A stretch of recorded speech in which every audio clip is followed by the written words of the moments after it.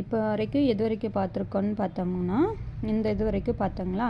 அதாவது போன வீடியோவில் எது வரைக்கும் பார்த்தோம், இந்த என்றுமுள்ள தென் தமிழ் அப்படிங்கிறது சொன்னது யாருன்னு பார்த்தோம்னா கம்பருங்கிறத பார்த்தோம். அதாவது இந்த பேரான்னு சொல்லி எடுத்துக்கிட்டோம்னா முதல் மாந்தன் தோன்றிய இடம் குமரி கண்டம்.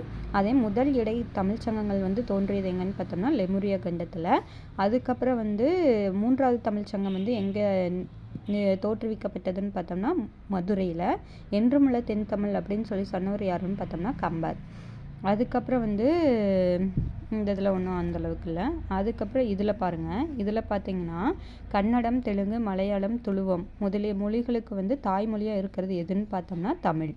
அதுக்கப்புறம் பிராகுயி முதலான வடபுல மொழிகளுக்கு தாய்மொழியாக விளங்குகிறது அப்படின்னு சொல்லி தமிழ் தான் பிராகுயி முதலான வடபுல மொழிகளுக்கு தாய்மொழியாக விளங்குது அப்படின்னு சொல்லி சொன்னது யாருன்னு பார்த்தோம்னா கால்டுவெல். அதுக்கப்புறம் உலக மொழிகளுக்கு எல்லாமே தாய்மொழியாக விளங்குறது எதுன்னு பார்த்தோம்னா நம்மளோட தமிழ் தான். அப்போ இந்த பேரான்னு எடுத்துக்கிட்டோம்னா இதில் கன்னடம், தெலுங்கு, மலையாளம், துளுவம் முதலிய மொழிகளுக்கு தாய்மொழியாக திகழ்கிறது எதுன்னு பார்த்தா தமிழ். பிராகுயி முதலான வடபுல மொழிகளுக்கும் தாய்மொழியாக விளங்குறதா தமிழ் அப்படின்னு சொல்லி சொன்னவர் யாருன்னு பார்த்தோம்னா கால்டுவெல். அதுக்கப்புறம் உலக மொழிகளுக்கெல்லாம் தாய்மொழியாக திகழ்கிறது தமிழ். அவ்வளோதாங்க, இந்த இதை பொறுத்த வரைக்கும் அவ்வளோதான். அதுக்கப்புறம் என்னன்னு பார்த்தோம்னா தமிழை எத்தனை பிரிவாக 3 பிரிவாக பிரிச்சிருக்காங்க சரிங்களா. அதை இயல், இசை, நாடகம்னு சொல்லிட்டு 3 பிரிவுகளை கொண்டது தமிழ். இந்த இதை பொறுத்த வரைக்கும் அவ்வளோதான். அதுக்கப்புறம் இந்த இதில் பார்ப்போம். உலக இலக்கியங்களில் முதன்மை பெற்றுள்ளவை சங்க இலக்கியங்கள். சங்க இலக்கியத்தோட மொத்த அடி எவ்வளோன்னு பார்த்தோம்னா 26,350. அதுக்கப்புறம் விரிவாக உருவாக்கப்பட்ட இலக்கியங்கள் உலகில் வேறு எம்மொழியிலும் இல்லை அப்படின்னு சொல்லி சொன்னவர் யாருன்னு பார்த்தோம்னா கமில் சுவலபில் அப்படிங்கிறாங்க. அதுக்கப்புறம் தமிழ் மிகவும் பண்பட்ட மொழி, அது தனக்கே உருக்கிய இலக்கிய செல்வங்களை பெற்றிருக்கும் மொழி அப்படின்னு சொல்லி மார்க்ஸ் முல்லர் பாராட்டியிருக்காரு. இந்த பேராவை பொறுத்த வரைக்கும் உலகிலேயே முதன்மையை பெற்றுள்ளவை எதுன்னு பார்த்தா சங்க இலக்கியங்கள். சங்க இலக்கியங்களோட மொத்த அடின்னு பார்த்தோம்னா 26,350.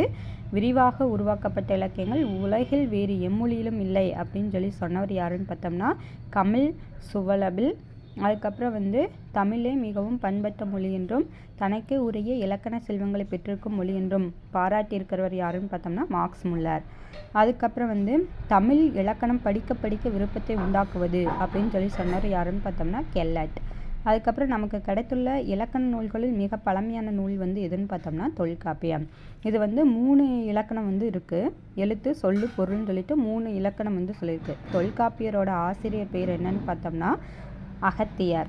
அதுக்கப்புறம் அந்த அகத்தியர் என்ன பண்ணியிருக்காருன்னா எழுத்து, சொல்லு, பொருள், யாப்பு, அணி அப்படிங்கிற 5 இலக்கணத்தையும் எழுதியிருக்காரு. அந்நூலுக்கு அகத்தியம் அப்படின்னு சொல்லிட்டு பேர் வச்சிருக்காரு.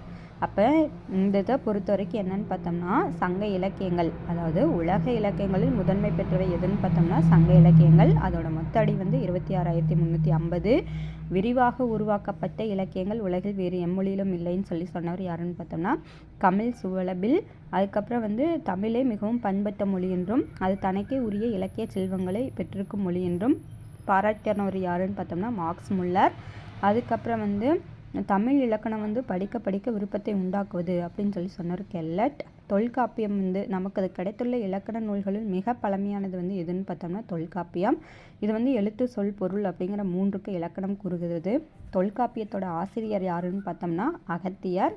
அதுக்கப்புறம் அவர் எழுத்து, சொல்லு, பொருள், யாப்பு, அணி அப்படின்னு 5 இலக்கணங்களை எழுதினார். அந்த நூலுக்கு அகத்தியங்கிற பேர் வச்சிருக்காரு. இந்த இது வரைக்கும் அவ்வளோதாங்க. அடுத்த பேஜ் போவோம். இதில் என்னென்னு பார்த்தோம்னா இதெல்லாம் ஒன்றும் இல்லை. இங்கே பார்ப்போம். யாதும் ஊரே யாவரும் கேளீர் அப்படிங்கிறது எங்கே சொல்லியிருக்குன்னு பார்த்தா புறநானூறு. பிறப்புக்கும் எல்லா உயிருக்கும் அப்படிங்கிறது திருக்குறளில் கூறியிருக்கு. இது ஞாபகம் இருக்குங்களா? யாதும் ஊரே யாவரும் கேளீர் அப்படின்னா யார் சொன்னது? கணியன் பூங்குன்றனார். அதுக்கப்புறம் அரசியல் பிளத்திற்கு அறம் கூற்றாகும் அப்படிங்கிறது இதில் சிலப்பதிகாரத்தில் சொல்லியிருக்கு. குடிமக்கள் காப்பியமான சிலப்பதிகாரத்தில் சொல்லியிருக்கு. அப்புறம் இன்றைய மொழியியல் வல்லுநர்கள் பேணி பின்பற்றத்தக்க வழிமுறைகளை தொல்காப்பியம் கூறுகின்றது அப்படின்னு சொல்லி சொன்னார் யாருன்னு பார்த்தோம்னா முனைவர் எமினோ. இன்றைய மொழியியல் வல்லுநர்கள் பேணி பின்பற்றத்தக்க வழிமுறைகளை தொல்காப்பியம் கூறுகின்றது அப்படின்னு சொன்னாலும் முனைவர் எமினோ. அதுக்கப்புறம் இங்கே பாருங்கள், இவரும் சிறப்புமிக்க தமிழை செம்மொழி என அறிவித்தல் வேண்டும் என்ற முயற்சி வந்து எப்போ தொடங்குச்சுன்னா, செம்மொழிங்கிற அறிவிக்கக்கூடிய முயற்சி வந்து 1901 தொடங்கி 2004 வரைக்கும் தொடர்ந்துருக்கு. அதுக்கப்புறம் தான் நடுவண் அரசு வந்து 2004 அக்டோபர் திங்களில் வந்து தமிழை வந்து செம்மொழியாக ஆரம்பிச்சிருக்காங்க. அதுக்கப்புறம் வந்து தமிழர் வந்து மனித வாழ்வை வந்து அகம் புறம்னு சொல்லி பிரித்தாங்க. குமரி கண்டத்தில் தோன்றிய முதல் மனிதன் பேசிய மொழி வந்து என்னென்னு பார்த்தா தமிழ். 2004 அக்டோபர் திங்களில் தான் தமிழ் மொழியை செம்மொழியாக நடுவண் அரசு அறிவித்தது. தமிழ் மிகவும் பண்பட்ட மொழி என கூறியவர் யாருன்னு பார்த்தா மார்க்ஸ் முல்லர். 16 செவ்வியல் தன்மைகளை கொண்ட செம்மொழி என கூறியவர் யாருன்னு பார்த்தா தேவநேய பாவனர். இன்றைய மதுரையில் 3ஆம் தமிழ்ச்சங்கம் வந்து இருந்திருக்கு அப்படின்னு சொல்கிறாங்க. சரிங்களா?